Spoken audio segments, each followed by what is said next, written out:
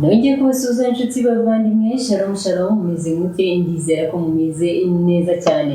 Uyu ni wa mwanya rero mwiza cyane turotora inzozi, tuvuga ku bintu muba mwararose umunsi ku munsi cyangwa se amajoro ku majoro.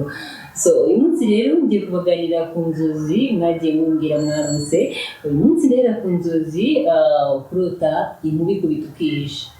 Nubona rero inkuba ikubise ukihisha ukajya kwisha kugira ngo itabasha kukugeraho, ni ukuvuga ngo biba bigaragara ko hari ibibazo ugiye kwinjiramo kandi ibyo bibazo bizagukomerera cyane. Bisaba gusenga rero kugira ngo ibyo ari byo byose Imana iba yabikweretse kugira ngo bikurweho. Iyo usenze nta kabuza bivaho. Reka nkomeze rero nawe wambwiye uti narose inkuba ikubita insakuriza mu matwi. Kurota rero inkuba ikubita ikagusakuriza mu matwi, bivuga ko hari ibibazo ugiye kugirana n'inshuti zawe za hafi cyangwa abaturanyi cyangwa se abantu bari iruhande rwawe ba hafi. Muba mugiye kugirana ikibazo, ugomba kwitonda rero ukisuzuma ukirinda icyaguteranya n'abantu ba hafi bawe.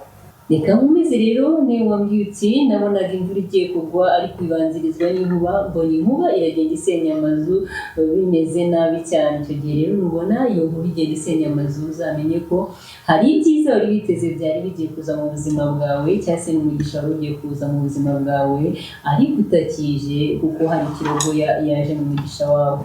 Bigusaba gusenga rero kugira ngo hatagira ikintu cyitambika mu mugisha wawe cyangwa se mu mahirwe wari ugiye kwinjiramo.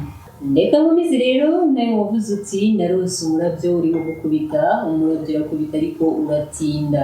Nubona rero umurabyo ukubise ukabona uratinze, uzamenye ko hari urugendo rwiza ufite imbere yawe, yaba kujya mu mahanga cyangwa se urundi rugendo urwo ari rwo rwose ariko ruzagushimisha. Reka mvuge rero kuri we wambwiye uti narose mbona umuriro ugurumana waka cyane.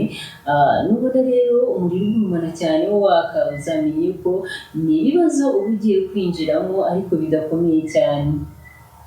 Hari n'igihe rero uzarota umuriro, nurota umuriro ukabona ni umuriro wabasha kuzimya ubwawe, ukabona ni umuriro woroheje, uzamenye ko ni ibigeragezo ugiye kwinjiramo ariko ufite imbaraga zo kubirwanya ndetse uzanabinesha. Reka rero nivugire nawe wambwiye uti narose ipusi ifata imbeba. Kurota ipusi ifata imbeba rero uzamenye ko ufite abanzi impande yawe bakwitoroye, umenye ko abo banzi bawe bagiye kwisubiranamo, bagiye guhangana kandi bitoroshye bikomeye cyane.